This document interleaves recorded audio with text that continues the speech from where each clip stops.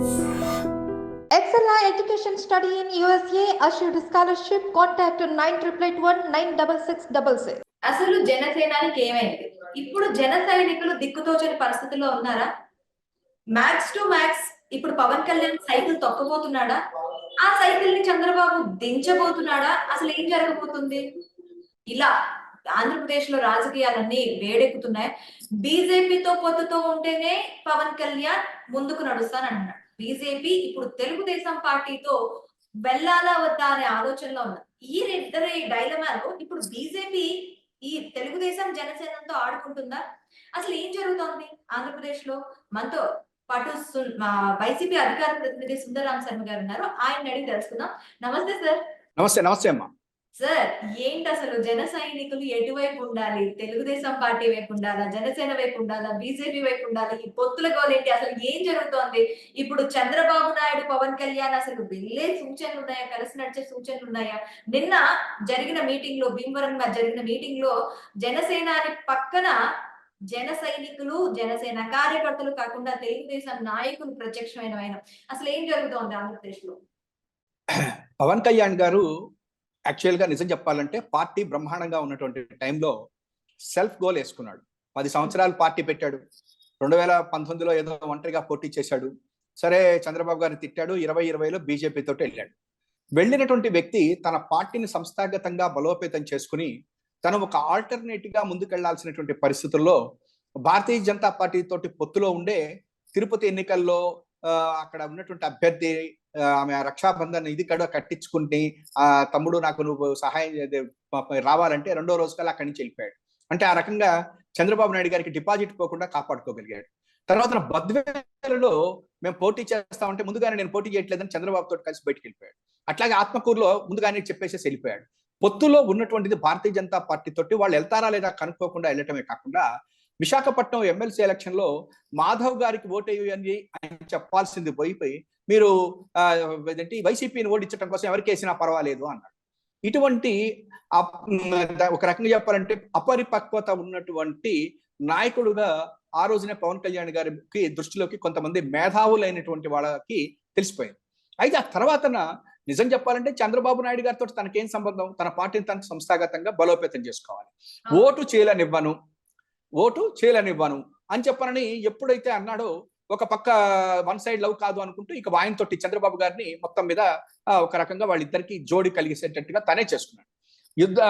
జైల్లో చంద్రబాబు గారు ఉంటే అక్కడికి వెళ్ళేసి ఒక ప్రజాస్వామ్యయుతంగా పెట్టినటువంటి పొలిటికల్ పార్టీ చంద్రబాబు గారిదైనా వాళ్ళ జగన్మోహన్ రెడ్డి గారిదైనా వీళ్ళందరిది కూడా వాళ్ళ యొక్క ఇదితోటే ఉన్నటువంటి పార్టీలే, కాదని మనం ఎవరు అనలేదు. కానీ కొంచెంతోటి అట్లీస్ట్ ఒక ఇద్దరితోటో ముగ్గురితోటో చర్చలు కూడా ఏమీ లేకుండా చివరి నిర్ణయం ఆయన అక్కడే తీసేసుకుని ఇప్పుడే చెప్పేస్తున్నా, నేను బయటకు వస్తున్నా, నాకు ఇమోషన్ ఫీల్ అయ్యాను, చంద్రబాబు గారు లాంటి అనుభవజ్ఞుడిని అరెస్ట్ చేస్తారా? అరెస్ట్ చేసింది కోర్టు, రిమాండ్కి పంపించింది కోర్టు. అందువల్ల అరెస్ట్ చేసింది పోలీసులు అయితే రిమాండ్కి పంపించి జైల్లో పెట్టింది కోర్టు. అటువంటి పరిస్థితుల్లో ఆయన అక్కడికి వచ్చి మాట్లాడటంతో ఒక రకంగా జన సైనికులకు అప్పుడే అర్థమైంది అసలు మనం ఎటుపోతున్నాము అని చెప్పనేటువంటి. నెక్స్ట్ వచ్చేసరికల్లా ఎప్పుడైతే చంద్రబాబు నాయుడు గారితో రా కదలిరా మేమంతా కలిసి వస్తున్నాము, మేనిఫెస్టో రేపు ఇచ్చేస్తున్నాము, 6 సూపర్ 6లు అని చెప్పనుకుంటా చెప్పటం. అయితే ఇక్కడ కూడా ఏంది, వాళ్ళ 6 వీళ్ళు 5 మొత్తం 11 కలిపి ఒక ఉమ్మడి కమిటీ ఆ రోజు డిసైడ్ చేసింది. కానీ చంద్రబాబు గారు చెప్తుంది సూపర్ 6ఏ. మరి ఈయన 5 ఏమైనాయి అంటే అది కూడా మాట్లాడలేని పరిస్థితి. రా కదలి రాతోటి వెళ్ళాడు. ఇంకో తర్వాత ఆయన లోకేష్ గారు డైరెక్ట్ గా చెప్పేశాడు, మాకు సీఎం క్యాండిడేట్ ఎవరు అంటే చంద్రబాబు నాయుడు గారే, పోనీ ఉప ముఖ్యమంత్రి ఇస్తారా అంటే మా పోలిట్ బ్యూరో అంగీకరించాలి అని. ఆ పరిస్థితుల్లో కూడా ఇంకా చంద్రబాబు గారిని వదలకుండా జాగ్రత్తగా పట్టుకుని నిన్న ఒక మాట అయితే చెప్పాడు. ఏమనంటే అక్కడ హైకమాండ్ లో ఉన్నటువంటి జాతీయ నాయకులు నన్ను తిడుతున్నారు, ఈ పొత్తు చంద్రబాబు తోటి పొత్తు ఏంటి అన్న, అంటే చంద్రబాబు తోటి పొత్తుల విషయంలో తనని తిడుతున్నారు అని చెప్పన్నట్టుగా చెప్పాడు. మరి వాళ్ళందరూ తిడుతున్నారు అని చెప్పనంటే జాతీయ నాయకులు వాళ్ళకు ఉన్నటువంటి పొలిటికల్ ఎక్స్పీరియన్స్ నీకు లేదు కదా, చంద్రబాబు గారు అనుభవకుడు అన్నావు, అక్కడ ఉన్నటువంటి జాతీయ నాయకులు ఈయన కంటే అనుభవకులు ఉన్నారు కదా, మరి వాళ్ళు చెప్పింది వినాలి కదా, వింటల్లా. అయితే నాకున్నది మాత్రం ఒకటి నిజం, ఇవాళ పవన్ కళ్యాణ్ గారు పరిస్థితి ఎట్లా ఉంది అని చెప్పంటే ముందు గొయ్యి వెనక నుయ్యిలాగా ఉంది. తను కంప్లీట్ గా తను ప్రేమిస్తున్న చంద్రబాబు తోటి వెళ్దాము అని చెప్పనంటే భారతీయ జనతా పార్టీ ఏం చేస్తుందో నెంబర్ 1.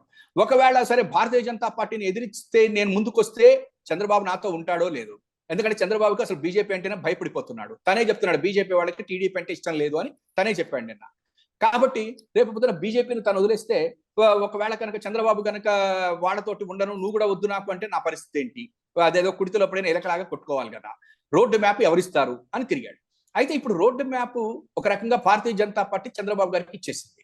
ఆ ఇచ్చేసినటువంటి రోడ్డు మ్యాప్ తెలిసో తెలియకో ఇంకా పరిగెత్తుతున్నాడు. కానీ ఇప్పుడు ఒక్కటి మాత్రం జరగబోతోంది. తెలుగుదేశం పార్టీ, జనసేన కలిసి వెళ్ళేటువంటి పరిస్థితులు కొంచెం తక్కువగానే కనిపిస్తున్నాయి.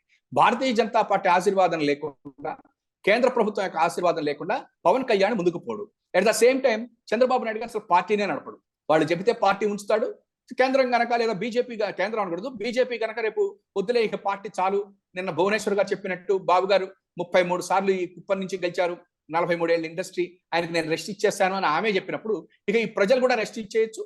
పార్టీకి బీజేపీ నువ్వు రెస్ట్ తీసుకో, నువ్వుతో పాటు పార్టీ కూడా రెస్ట్ ఇవ్వంటే రెస్ట్ ఇచ్చేసేయచ్చు.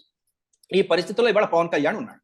కానీ నిన్న సీట్ల పంపకాల విషయంలో, ఆయన డిక్లేర్ చేసే విషయంలో ఆయన చేస్తున్నటువంటి కనుక చూసినట్లయితే జన సైనికులకి అర్థమైపోయింది, ఇది నడిచే పార్టీ కాదు, ఇది సైకిల్ ఎక్కుతుంది, సైకిల్ ఇక్కడ తొక్కుతాడు, తర్వాత చంద్రబాబు దించి అవతల పారేస్తాడు, ఆయన దాకా అక్కడ వాళ్ళ పుత్రరత్నమే అవతల పారేస్తాడు, అప్పుడు మన పరిస్థితి ఏంటి అనేటువంటి ఇక్క వచ్చింది.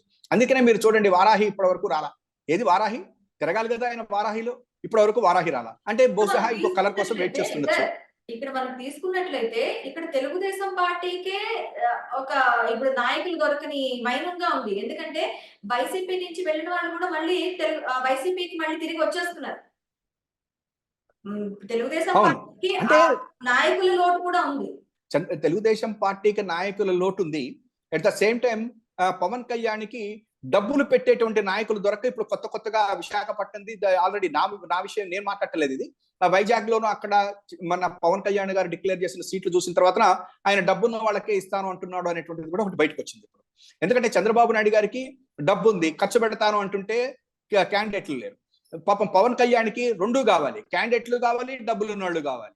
కానీ ఈయన చెప్పాడు జీరో బడ్జెట్, హవాయి చెప్పులు వేసుకునే వాళ్ళని కూడా ఎమ్మెల్యేలు చేయాలి, అదే మన పార్టీ, 25 సంవత్సరాలు నేను నిలబడతా అన్నాడు. మీరు 25 సంవత్సరాలు నిలబడతాడు, అక్కడ వచ్చిన 25 సంవత్సరాలు ఉన్న కూడా 50 సంవత్సరాలు వస్తాయి. అందుకని వాళ్ళందరూ కూడా డిసైడ్ అయిపోయారు ఇదంతా మనతో అయ్యేది కాదు. కానీ నిన్న విశాఖపట్నంలో ఒక ఇష్యూ జరిగిందట, మరి అది నేనైతే నిర్ధారించట్లేదు. కానీ ఏంటంటే ఇప్పటి వరకు అక్కడ శివశంకర్ గారు లాంటి వారు, నాకు ఆయన మంచి ఆఫీసర్, యాక్చువల్ గా శివశంకర్ గారు చాలా మంచి ఆఫీసరు, సిన్సియర్ మ్యాన్ ఆ జన సైనికుల్లో. అట్లాగా పంచకర్ల గారు, ఇట్లాంటి వాళ్ళందరికీ కాకుండా ఇప్పుడు ప్రస్తుతం నాగబాబు గారికి అనకాపల్లి సీట్ ఇచ్చేసేయాలి, ఆ తర్వాత ఏమన్నా అట్లా కొంతమందిని ఎవరినో పెట్టేసుకుని ఇప్పుడు ఎవరైతే డబ్బులు తెస్తారో, ఎవరైతే మంచిగా ఖర్చు పెట్టగలుగుతారో వాళ్ళని తెస్తున్నారట. అదే మాట నిన్నేదో పవన్ కళ్యాణ్ గారు కూడా డబ్బులు లేకపోతే ఎన్నికలు ఎట్లా జరుగుతాయి అని చెప్పని అన్నారట. ఇవన్నీ చూస్తూ ఉంటే బహుశా పవన్ కళ్యాణ్ గారిలో కూడా మరి మార్పు ఏమన్నా వచ్చిందేమో మనకు తెలియదు. గబ్బర్ సింగ్ అన్నాడు ఆయన, సరే గబ్బర్ సింగ్ ఏమో అని చెప్పుంటే మరి మనకేం కనిపించట్లేదు, రబ్బర్ లాగా కనిపిస్తుంది, రబ్బర్ సింగ్ లాగా కనిపిస్తా ఉంది ఇప్పుడు. ఎందుకంటే ఒక విలువలు మాట్లాడినప్పుడు దాని మీద నిలబడగలగాలి. నిజంగా ఆయన జీరో బడ్జెట్, హవాయి చెప్పులు వాడిని ఎమ్మెల్యే చేస్తారంటే ప్రజలందరూ కూడా పోనీలే కాస్త విలువైనది అనుకున్నారు. కానీ ఇవాళ వచ్చేసి డబ్బులు ఉన్నటువంటి వాళ్ళు కాఫీ కూడా ఇప్పించలేకపోతే అసలు ఎన్నికలు ఎట్లా నిలబడతారు, ఇటువంటివి మాట్లాడుతున్నారు అని చెప్పనంటే ఈ చంద్రబాబు గారి సావాసం బాగా అంటగట్టింది. ఎందుకంటే చంద్రబాబు గారు డబ్బులున్న వాడికే ఇస్తాడు, డబ్బులున్న వాళ్ళని సంపాదించుకొని ఇస్తాడు, ఆ డబ్బులు తన పార్టీ కోసం ఖర్చు పెట్టుకొని ఇస్తాడు, మళ్ళీ వాళ్ళకి తయారు చేసి ఇస్తుంటాడు. అదొక ఫ్యాక్టరీ అనమాట అయింది. అట్లాగే ఇప్పుడు పవన్ కళ్యాణ్ గారు కూడా అట్లా వెళ్తున్నారు అనేటువంటిది ఉంది. అయితే సైకిల్ మీద చంద్రబాబు గారు పవన్ కళ్యాణ్ గారు తొక్కటానికి ఇప్పుడు భారతీయ జనతా పార్టీ అలౌ చేస్తుందా లేదా, వాళ్ళు సిగ్నల్ ఇవ్వాలి. ఇప్పుడు వాళ్ళిద్దరూ కూడా ఆ సిగ్నల్స్ దగ్గర ఆగిపోయారు. మరి గ్రీన్ సిగ్నల్ వస్తుందా, రెడ్ సిగ్నల్ వస్తుందా, అసలు సిగ్నల్ ఇంకా ఎన్నాళ్ళకి వస్తుంది అనేది కూడా ఉంది. ఎందుకంటే తొందరగా మనం చూస్తుంటాం రోడ్డు మీద సిగ్నల్ అట్లాగే ఉంటే మనం కూడా అరుస్తుంటాం, బాబు ఏంటి అయితే మాకు సిగ్నల్ ఇవ్వలేదు అంటుంటారు. అట్లా ఇప్పుడు వీళ్ళిద్దరు కూడా ఏంటి సార్ మాకు సిగ్నల్ ఇవ్వలేదు అని అరుస్తున్నారు. మరి వాళ్ళు రెడ్ సిగ్నల్ ఇస్తారా, గ్రీన్ సిగ్నల్ ఇస్తారా, ఏమవుతుంది అనేటువంటిది ఇవాళ చూస్తున్నారు. ఏది ఏమైనప్పటికీ ముగ్గురు కలిసినా ప్రజలు నమ్మే పరిస్థితి లేదు. వీళ్ళిద్దరు కలిసినా, ముగ్గురు కలిసినా, ఈ ముగ్గురిని కూడా ఆంధ్రప్రదేశ్ ప్రజలు 2014లో వీళ్ళు చేసిన మోసాలు, వీళ్ళు ఇచ్చిన మేనిఫెస్టోలో తుంగలో తొక్కటం, తర్వాత చంద్రబాబు గారు వాళ్ళు పర్సనల్ గా ఒకళ్ళనొకళ్ళు తిట్టుకోవటం, ఈ రకమైనటువంటి విలువలేని రాజకీయాలకి ఇవాళ ఆంధ్రప్రదేశ్ ప్రజలు ఓటు వేయరు. విలువలతో కూడి తనొక్కడనే వెళ్తాను, నేను చేస్తున్నది ఇది, నా మేనిఫెస్టో 99% అమలు చేశాను అనేటువంటి జగన్ గారికే ప్రజలు ఎక్కువ అవకాశాలు ఇస్తున్నారు, ఆయన్నే గెలిపించాలి అని అనుకుంటున్నారు అనేటువంటిది జగన్ గారి యొక్క సిద్ధ సభలతోటి మనకు కొంతవరకు అర్థమవుతాం. యా సార్, ఖచ్చితంగా ఇంకా రానున్న రోజుల్లో రాజకీయాల్లో ఎలాంటి మార్పులు జరగబోతున్నాయి. ఖచ్చితంగా మళ్ళీ మీ ముందుకు వస్తాం. Stay with us. Thank you sir.